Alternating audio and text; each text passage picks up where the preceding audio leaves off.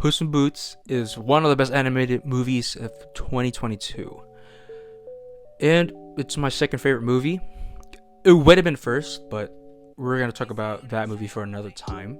And one of the main reasons why I really like this movie is, well, let's start off with the number one thing that really stands about this film is the animation.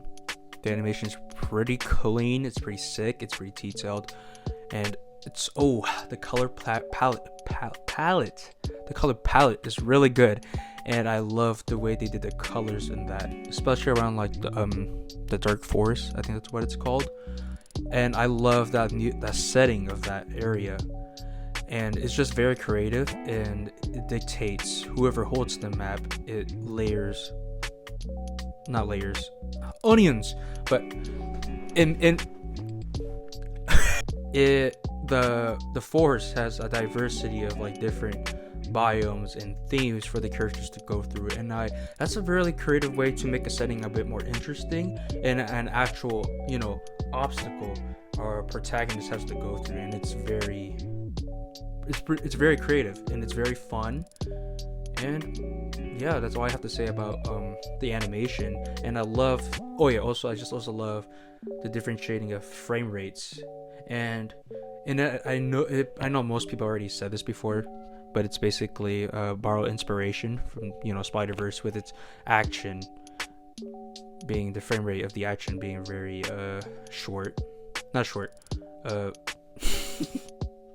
the frame rate of the action being lowered, but it works well in its in the movie, and it contrasts from the action and the regular scenes very well, and I'm really appreciating that detail of animation. So in this story, we follow Puss in Boots, and doing his little shenanigans around like towns, and then living the legend of himself.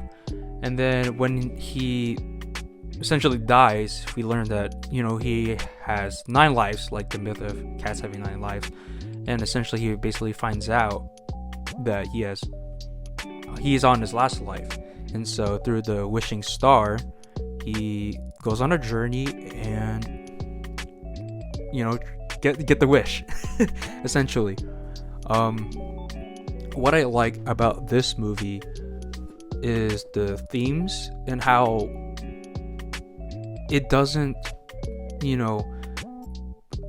disrespects the audience to be stupid or heavy-handed with the themes. It doesn't like knock the head over it. It's explicitly explained through the characters and their motivations and how they act and stuff like that.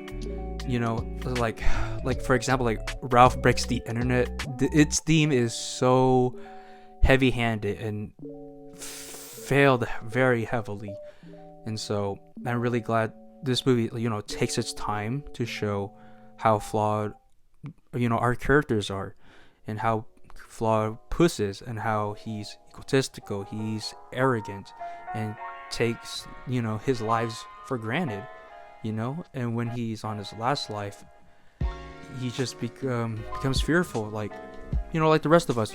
We all have one life, and there are times that we take things for granted, and I think it's a very good motivation for Puss to go through, because he's the legendary Puss. He's the hero to save everybody, and as the outlaw, and I really love that arc for him to go through. And the relationship between Puss and Perrito and Soft Paws, it actually feels right.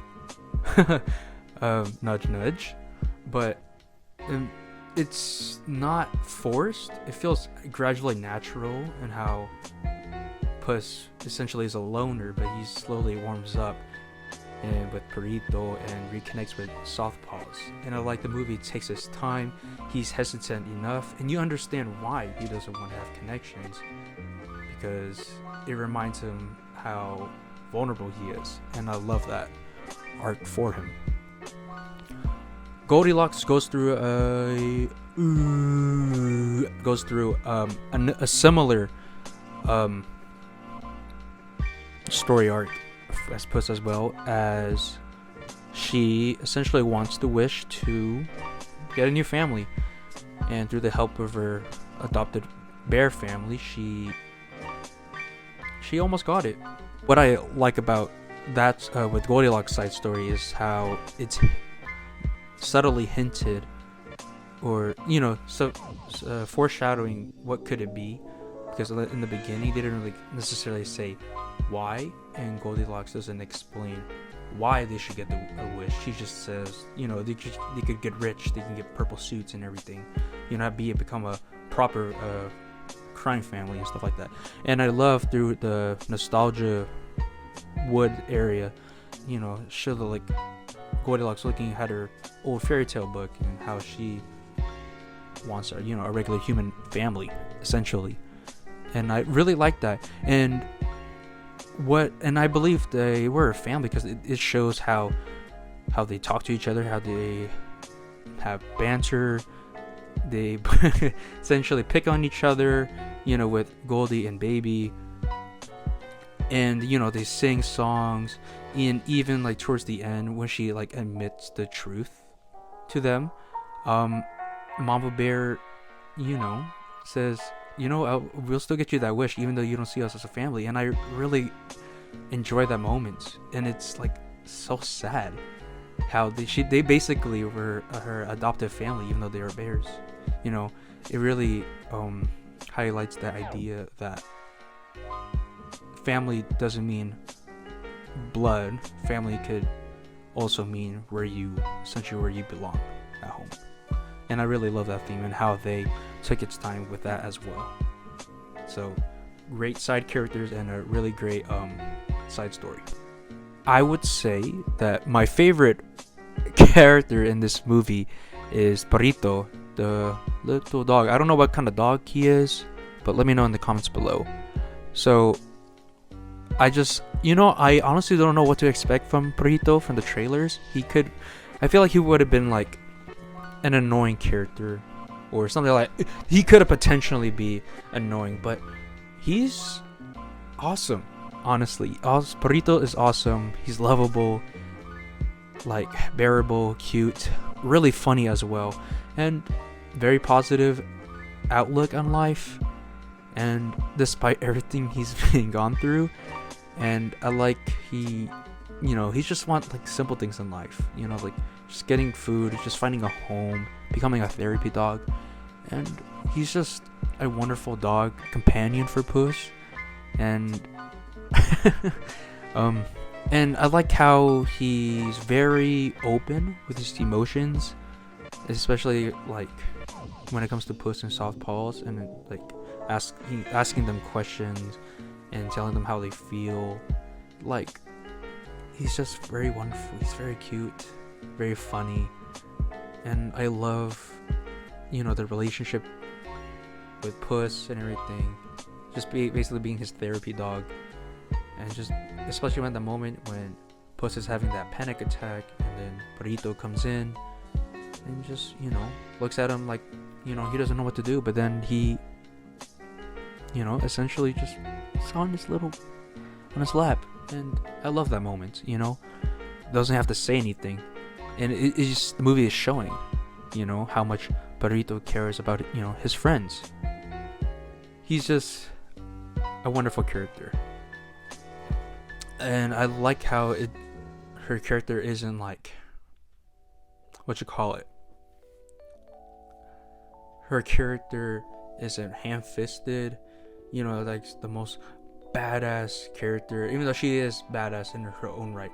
But she has her moments of vulnerability and emotional moments with Puss, and it's very well earned because it's not forced or anything. The connection is genuine, and she's her own characters, and I think that's what makes her special. And when that moment came, when she saw Puss running away with the map, and her explaining her frustrations of why she was going after the wish, it makes sense. It's justifiable. It's a great motivation. Obviously, for that moment, Puss was running away, to get his 9 lives back. is like a misunderstanding thing, but the way she explained it, because she was about to make a wish to find someone she can trust, and through Puss, she didn't need it. And I love that that burn. It's just like, well, I don't care if you get your wish, just if you get your lives back, just don't put them like in my life. And it really hits hard because what she has gone through, and how Puss is really the one she really trusted in that moment throughout her, the time they spent together in the movie. And it just makes sense, and I think it really add a lot of layers to her character. Alright, so we're gonna go through the villains real quick because I don't want to make the video too long. Well, I don't know how long it's gonna be, but I don't want to overstay my welcome. But anywho, Jack Horner, really great villain. I like how funny he is and how simple his motivation is. Not every single villain needs to be super layered and in depth, like Thanos or Darth Vader. And I like he's just that simple of a character for his motivations. He just wants more power and magic, basically, because of his pain as a child he has to go through. That's a really funny scene. And the deaths of his crew and stuff, it was pretty gruesome. I'm not gonna lie. It's like, whoa, they're really showing that in a kids movie, and it's kind of weird how they basically portray the deaths very lightly and in a comedic way. But the more I think about it, it's the more damn, that's the more graphic it is. At least not graphic, but the idea of it is just like, wow, that's pretty gruesome, And Jack, really funny character, a really good villain. Now, the main villain I'm pretty sure everybody's raving about is Death, the wolf character, and his introduction is so good. It's really good. I like how he nonchalant about it, pretend to be a fan, and how he wants to come out after him. And in that intro, it just really highlights his skill in combat and how fast and vivid he is, taunting Puss, and how he's slow, sloppy, and everything else.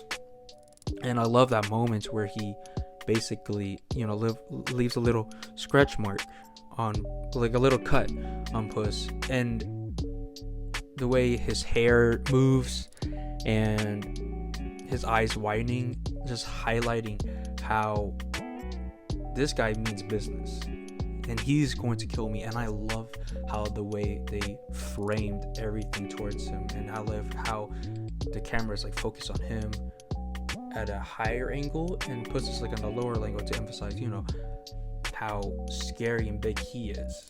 And I also like the way he used the color palette, red.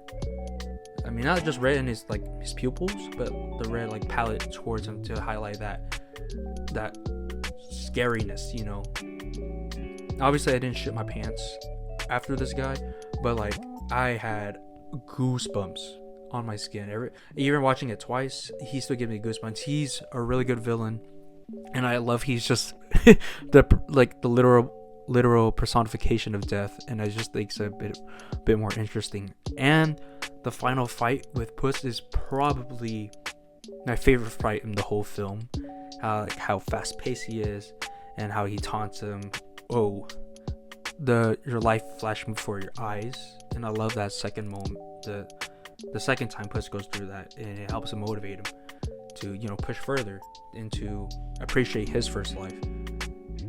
And I love how in the background you can even see, if you look closely, he's in every moment in the back, he's watching where Puss is doing, and for every death he's gone through. So yeah, great character, great introduction.